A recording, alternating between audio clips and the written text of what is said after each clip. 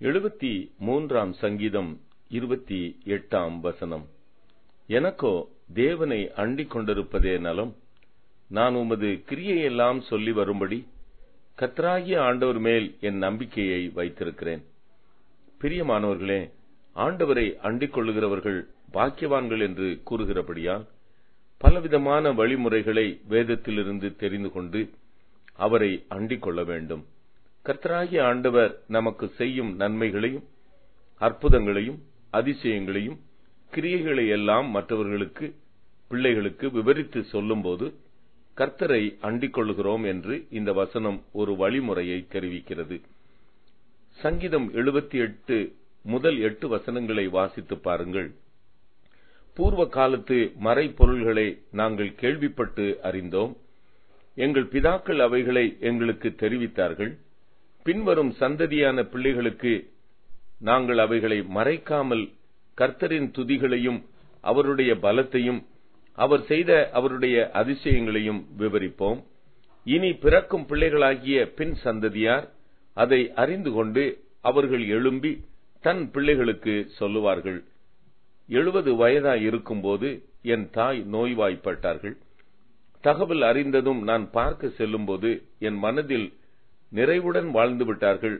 அவர்கள் இனி கஷ்டப்படக்கூடாது என்று நினைத்துக் கொண்டு அவர்கள் அறையில் சென்றேன்.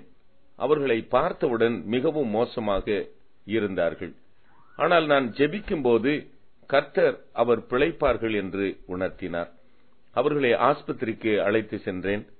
டாக்டர்கள் 3 நாளுக்கு பிறகுதான் சொல்ல முடியும் என்று இன்டென்சிவ் கேர் யூனிட்டில் வைத்து வைத்தியம் பண்ண ஆரம்பித்தார்கள்.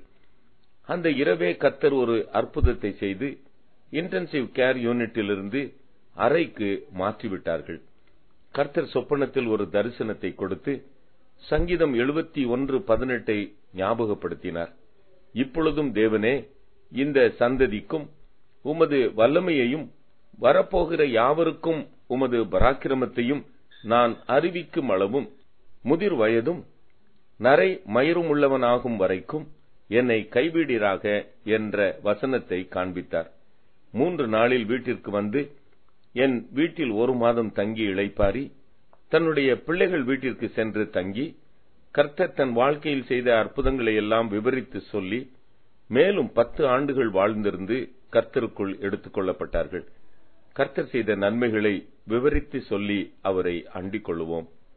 ஜெபம். கர்த்தாவே, கர்த்தர் செய்த உபகாரங்களுக்காக எண்ணத்தை செலுத்துவேன். ரட்சிப்பின் பாத்திரத்தை எடுத்துக்கொண்டு உம்முடைய நாமத்தை தொழுது கொள்ளுவேன். ஆமென்.